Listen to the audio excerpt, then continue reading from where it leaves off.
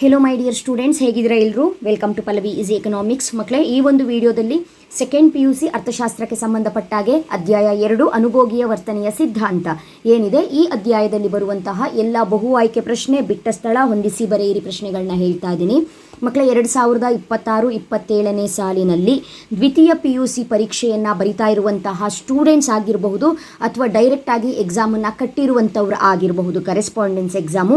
So 2026-27ನೇ ವರ್ಷದ ವಾರ್ಷಿಕ ಪರೀಕ್ಷೆಗೆ ಯಾವ ರೀತಿಯಾಗಿ ತಯಾರಿಯನ್ನು ಮಾಡಿಕೊಳ್ಬೇಕು ಅನ್ನೋದಕ್ಕೆ ಸಂಬಂಧಪಟ್ಟಾಗೆ ಆಲ್ರೆಡಿ ಈಗ ಅಧ್ಯಾಯ 1ರಲ್ಲಿ ಬರುವಂತಹ ಬಹುಮುಖ್ಯ ಪ್ರಶ್ನೆಗಳು ಯಾವುದು, ಅದಕ್ಕೆ ಉತ್ತರಗಳು ಏನು ಅನ್ನೋದನ್ನು ಆಲ್ರೆಡಿ ಅಪ್ಲೋಡ್ ಮಾಡಿದ್ದೀನಿ. ಇದು 2ನೇ ವಿಡಿಯೋ ಆಗಿರುತ್ತೆ. ಇದು ನನ್ನ ನ್ಯೂ ಚಾನಲ್ಲು, ಹಾಗಾಗಿ ಈ ಒಂದು ಚಾನಲಲ್ಲಿ ಇದು 2ನೇ ವಿಡಿಯೋ. ಅಪ್ಡೇಟೆಡ್ ವೀಡಿಯೋಸ್ಗಳನ್ನೇ ವಾಚ್ ಮಾಡಿ ಅನ್ನುವಂಥ ಕಾರಣಕ್ಕೆ ಈ ವಿಡಿಯೋನ ಆದಷ್ಟು ಕಂಟಿನ್ಯೂಸ್ ಆಗಿ ವಿಡಿಯೋನ ವಾಚ್ ಮಾಡೋಕ್ಕೆ ಪ್ರಯತ್ನ ಪಡಿ. ಇದು 2ನೇ ಚಾಪ್ಟರ್ ವಿಡಿಯೋ ಆಗಿರುತ್ತೆ. ನೆಕ್ಸ್ಟು 3, 4, 5, 6 ಇದೇ ರೀತಿಯಾಗಿ ಅರ್ಥಶಾಸ್ತ್ರದಲ್ಲಿ ಬರುವ ಎಲ್ಲ ಅಧ್ಯಾಯಗಳ ಬಹುಮುಖ್ಯ ಪ್ರಶ್ನೆ ಹಾಗೂ ಉತ್ತರಗಳು, ಅದೇ ರೀತಿಯಾಗಿ ಅರ್ಥಶಾಸ್ತ್ರದಲ್ಲಿ ಬರುವಂತಹ ಎಲ್ಲ ಲೆಕ್ಕಗಳನ್ನು ಕೂಡ ಈಸಿಯಾಗಿ ಹೇಳ್ಕೊಡ್ತಾ ಇದ್ದೀನಿ. ಆಲ್ರೆಡಿ ನನ್ನ ಇನ್ನೊಂದು ಚಾನಲ್ ಪಲ್ಲವಿ ಟ್ಯುಟೋರಿಯಲ್ಸಲ್ಲಿ ಬರುವಂತಹ ಎಲ್ಲ ಟಾಪಿಕ್ಗಳನ್ನ ಗಮನಿಸಿ ಸಾಕಷ್ಟು ಸಪೋರ್ಟ್ ಮಾಡಿದ್ದೀರಿ. ಸೊ ಈ ಚಾನಲ್ಗೂ ಕೂಡ ಸಪೋರ್ಟ್ ಮಾಡಿ ಅಂತ ಹೇಳ್ತಾ, ಈ ಒಂದು ವಿಡಿಯೋದಲ್ಲಿ ಅನುಭೋಗಿಯ ವರ್ತನೆಯ ಸಿದ್ಧಾಂತ ಚಾಪ್ಟರಲ್ಲಿ ಬರುವಂತಹ ಎಲ್ಲ ಬಹುಮುಖ್ಯ ಪ್ರಶ್ನೆಗಳು ಈ ರೀತಿಯಾಗಿದೆ. ಕರೆಕ್ಟಾಗಿ ನೋಡ್ಕೊಳ್ಳಿ. ಆಮೇಲೆ ನಿಮಗೊಂದು ಡೌಟ್ ಬರಬಹುದು, ಏನು ಇದು ಸೆಕೆಂಡ್ ಚಾನಲ್ ಅಂತ ಹೇಳಿ. ಎಕನಾಮಿಕ್ಸು ಇರೋದ್ರಲ್ಲಿ ಸ್ವಲ್ಪ ಚೆನ್ನಾಗಿ ಓದ್ಕೊಳ್ಬೇಕಾಗಿರುವಂತಹ ಸಬ್ಜೆಕ್ಟು. ಇಲ್ಲಿ ಥಿಯರಿಯನ್ನು ಓದ್ಕೊಳ್ಬೇಕು, ಪ್ರಾಬ್ಲಮ್ ಕೂಡ ಕಲ್ತ್ಕೊಳ್ಬೇಕು. ಹಾಗಾಗಿ ಈ ಒಂದು ಚಾನಲಲ್ಲಿ ಎಕನಾಮಿಕ್ ಸಬ್ಜೆಕ್ಟ್ ಬಿಟ್ಟು, ಅದು ಫಸ್ಟ್ PUC ಸೆಕೆಂಡ್ PUC ಆಗಿರ್ಬೋದು, ಎಕನಾಮಿಕ್ ಸಬ್ಜೆಕ್ಟ್ ಬಿಟ್ಟು ಬೇರೆ ಯಾವುದೇ ವಿಷಯಗಳನ್ನು ಇಲ್ಲಿ ನಾನು ಚರ್ಚೆ ಮಾಡಲ್ಲ. ಓಕೆನಾ? ಅರ್ಥಶಾಸ್ತ್ರಕ್ಕೆ ಸಂಬಂಧಪಟ್ಟಿರುವಂತಹ ಟಾಪಿಕ್ಗಳು ಮಾತ್ರ ಇಲ್ಲಿ ಬರುತ್ತೆ. ಹಾಗಾಗಿ ಈ ಒಂದು ಚಾನಲ್ನ ಸಬ್ಸ್ಕ್ರೈಬ್ ಮಾಡ್ಕೊಳ್ಳಿ, ಹಾಗೆ ನಿಮ್ಮ ಫ್ರೆಂಡ್ಸ್ಗಳ ಜೊತೆ ಕೂಡ ಈ ಒಂದು ವಿಡಿಯೋನ ಶೇರ್ ಮಾಡಿ. ಹಾಗಾದರೆ ಅನುಭೋಗಿಯ ವರ್ತನೆಯ ಸಿದ್ಧಾಂತ ಈ ಅಧ್ಯಾಯದಲ್ಲಿ ಕೇಳುವಂತಹ ಬಹು ಆಯ್ಕೆ ಪ್ರಶ್ನೆಗಳು ಈ ರೀತಿಯಾಗಿದೆ. ತುಷ್ಟಿಗುಣವು ವಸ್ತುನಿಷ್ಠ, ವ್ಯಕ್ತಿನಿಷ್ಠ, ಸಕ್ರಿಯ, ನಿಷ್ಕ್ರಿಯ. ತುಷ್ಟಿಗುಣ ಅಂತ ಹೇಳಿದ್ರೆ ಅದು ವ್ಯಕ್ತಿಗೆ ಸಂಬಂಧಪಟ್ಟಿರೋದ್ರಿಂದ ವ್ಯಕ್ತಿನಿಷ್ಠ. TU ಅಂದರೆ ಟೋಟಲ್ ಯುಟಿಲಿಟಿ, ಸ್ಥಿರವಾಗಿದ್ದಾಗ. MU ಏನಾಗಿರುತ್ತೆ? TU total utility, MU marginal utility. ಕನ್ನಡದಲ್ಲಿ TU ಅಂದರೆ ಒಟ್ಟು ತುಷ್ಟಿಗುಣ, MU ಅಂದರೆ ಸೀಮಾಂತ ತುಷ್ಟಿಗುಣ. ಒಟ್ಟು ತುಷ್ಟಿಗುಣ ಸ್ಥಿರವಾಗಿದ್ದಾಗ ಸೀಮಾಂತ ತುಷ್ಟಿಗುಣ ಶೂನ್ಯವಾಗಿರುತ್ತದೆ. ಸರಿಯಾದ ಉತ್ತರ. 3ನೇ ಪ್ರಶ್ನೆ, ಸ್ಥಾನದರ್ಶಕ ತುಷ್ಟಿಗುಣ ವಿಶ್ಲೇಷಣೆಯು ತುಷ್ಟಿಗುಣವನ್ನು ಶ್ರೇಣಿಗಳಲ್ಲಿ ವ್ಯಕ್ತಪಡಿಸುತ್ತದೆ. 4 ಆಪ್ಷನ್ ಇರುತ್ತೆ, ಕರೆಕ್ಟಾಗಿ ನೋಡ್ಕೊಳ್ಳಿ. ಸಂಖ್ಯೆ ಅಲ್ಲ, ಪ್ರತಿಫಲ ಅಲ್ಲ, ಅನುಪಾತ ಅಲ್ಲ, ಶ್ರೇಣಿಗಳಲ್ಲಿ ವ್ಯಕ್ತಪಡಿಸುತ್ತದೆ. ಅಥವಾ ನಿಮಗೆ ಎಕ್ಸಾಮಲ್ಲಿ ಈ ಶ್ರೇಣಿಗಳಲ್ಲಿ ಜಾಗದಲ್ಲಿ ಸ್ಥಾನಗಳಲ್ಲಿ ಅಂತ ಏನಾದರೂ ಇತ್ತು ಅಂತ ಹೇಳಿದ್ರೆ ಅದು ಕೂಡ ಸರಿಯಾದ ಉತ್ತರ ಆಗಿರುತ್ತೆ. ನೆಕ್ಸ್ಟು ಮುಂದಿನ ಪ್ರಶ್ನೆ, ಸಾಮಾನ್ಯವಾಗಿ ಒಂದು ಔದಾಸೀನ್ಯ ವಕ್ರರೇಖೆಯ ಆಕಾರವು ಮೂಲಕ್ಕೆ Pನ ಮಧ್ಯವಾಗಿರುತ್ತದೆ ಅಂತ ಬರಿಬೇಕು. 5ನೇ ಪ್ರಶ್ನೆ, ಅನುಭೋಗಿಯ ಆದಾಯಕ್ಕೆ ಲಭ್ಯವಿರುವ ಸಂಯೋಜನೆಗಳು ಇವುಗಳನ್ನು ಅವಲಂಬಿಸಿವೆ. ಅನುಭೋಗಿಯ ಆದಾಯಕ್ಕೆ ಲಭ್ಯವಿರುವಂತಹ ಸಂಯೋಜನೆಗಳು ಯಾವಾಗಲೂ ಕೂಡ ಬೆಲೆ ಮತ್ತು ಆದಾಯದ ಮೇಲೆ ಏನಾಗಿರುತ್ತೆ? ಅವಲಂಬಿತವಾಗಿರುತ್ತದೆ. ಹಾಗಾಗಿ ಸಂಯೋಜನೆಗಳು ಬೆಲೆ ಮತ್ತು ಆದಾಯ. ಓಕೆನಾ? ಮುಂದಿನ ಪ್ರಶ್ನೆ, ಬಜೆಟ್ ರೇಖೆಯ ಸಮೀಕರಣ. ನೋಡಿ, ಬಜೆಟ್ ರೇಖೆಯನ್ನು ನಾವು ಈ ಒಂದು ಸಮೀಕರಣದ ಮೂಲಕ ವ್ಯಕ್ತಪಡಿಸ್ತೀವಿ. P1 x1 + P2 x2 is equal to M. Okay. ಅನುಭೋಗಿಯ ಆದಾಯದಲ್ಲಿ ಹೆಚ್ಚಳವಾದಂತೆ ಸರಕುಗಳಿಗೆ ಬೇಡಿಕೆ ಹೆಚ್ಚಾಗುತ್ತದೆ ಅಂತ ಒಂದು ಪಾಯಿಂಟ್ ಇದೆ. ಯಾವ ಸರಕು ಅದು?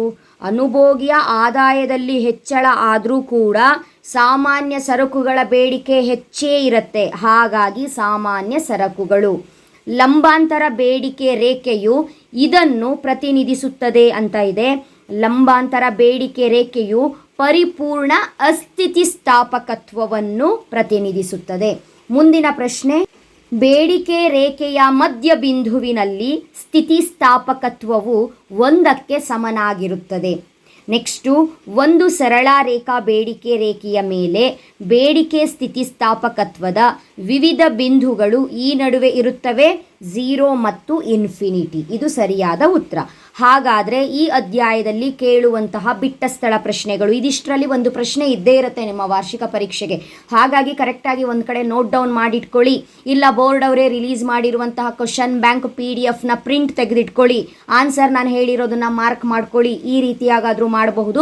ಕ್ವಶನ್ ಬ್ಯಾಂಕ್ ಡೌನ್ಲೋಡ್ ಮಾಡೋಕ್ಕೆ ಗೊತ್ತಿಲ್ಲ ಅಂತ ಹೇಳಿದ್ರೆ ಇಲ್ಲಿ ಕೊಡ್ತಾ ಇರುವಂಥ ಪ್ರಶ್ನೆಗಳನ್ನ ಒಂದು ನೋಟ್ಬುಕ್ ಇಟ್ಕೊಂಡು ನೀಟಾಗಿ ಒಂದು ಕಡೆ ಬರ್ಕೊಂಡು ಹೋಗಿ. ಯಾಕಂತ ಹೇಳಿದ್ರೆ ಇನ್ನೂ ಸಾಕಷ್ಟು ಸಮಯ ಅವಕಾಶ ಇದೆ. ಎಕನಾಮಿಕ್ಸಲ್ಲಿ ಒಳ್ಳೆ ಸ್ಕೋರನ್ನು ಮಾಡಿದರೆ ನಂತರ PUC ನಂತರ ನಿಮಗೆ ಒಳ್ಳೊಳ್ಳೆ ಕಾಂಬಿನೇಷನಲ್ಲಿ ನೀವು ಸ್ಟಡೀಸ್ನ ಮಾಡಬಹುದು. ಓಕೆನಾ. ಇಲ್ಲಿ ಬಿಟ್ಟ ಸ್ಥಳ ಪ್ರಶ್ನೆಗಳು: ಬಯಕೆಗಳನ್ನು ತೃಪ್ತಿಪಡಿಸುವ ಸರಕಿನ ಸಾಮರ್ಥ್ಯ ತುಷ್ಟಿಗುಣ. 2 ಔದಾಸೀನ್ಯ ವಕ್ರರೇಖೆಗಳು ಎಂದಿಗೂ ಪರಸ್ಪರ ಡ್ಯಾಶ್ ಒಂದನ್ನೊಂದು ಛೇದಿಸುವುದಿಲ್ಲ. ಅನುಭೋಗಿಯ ಆದಾಯ ಹೆಚ್ಚಾದಂತೆ ಕೆಳದರ್ಜೆಯ ಸರಕುಗಳ ಬೇಡಿಕೆ ರೇಖೆಯು ಡ್ಯಾಶ್ ಭಾಗಕ್ಕೆ ಪಲ್ಲಟಗೊಳ್ಳುತ್ತದೆ. ಎಡಭಾಗಕ್ಕೆ ಸರಕೊಂದರ ಬೇಡಿಕೆಯು ಅದರ ಬೆಲೆಯೊಂದಿಗೆ ಡ್ಯಾಶ್ ದಿಕ್ಕಿನಲ್ಲಿ ಚಲಿಸುತ್ತದೆ. ವಿರುದ್ಧ 2 ವೈಯಕ್ತಿಕ ಬೇಡಿಕೆ ರೇಖೆಗಳನ್ನು ಒಗ್ಗೂಡಿಸುವ ವಿಧಾನವನ್ನು ನಾವೇನಂತ ಕರಿತೀವಿ ಅಂತ ಹೇಳಿದ್ರೆ ಅಡ್ಡಸಾಲು ಸಂಕಲನ. ನೆಕ್ಸ್ಟು ಈ ಒಂದು ಅಧ್ಯಾಯದಲ್ಲಿ ಬರುವಂತಹ ಹೊಂದಿಸಿ ಬರೆಯಿರಿ ಪ್ರಶ್ನೆಗಳು: ಬೇಡಿಕೆ ರೇಖೆ, ಇದಕ್ಕೆ ಸರಿಯಾದಂತಹ ಉತ್ತರ ಕೆಳಮುಖ ಇಳಿಜಾರು. ಸರಳ ಬೇಡಿಕೆ ರೇಖೆ, ಇದಕ್ಕೆ ಸರಿಯಾದ ಉತ್ತರ D × P = A - BP. ಸರಿ ಸಮಾನ ಬೇಡಿಕೆ ಸ್ಥಿತಿಸ್ಥಾಪಕತ್ವ, ಇದಕ್ಕೆ ಸರಿಯಾದ ಉತ್ತರ ಎಲಾಸ್ಟಿಸಿಟಿ ಆಫ್ ಡಿಮ್ಯಾಂಡ್ = 1, ED = 1.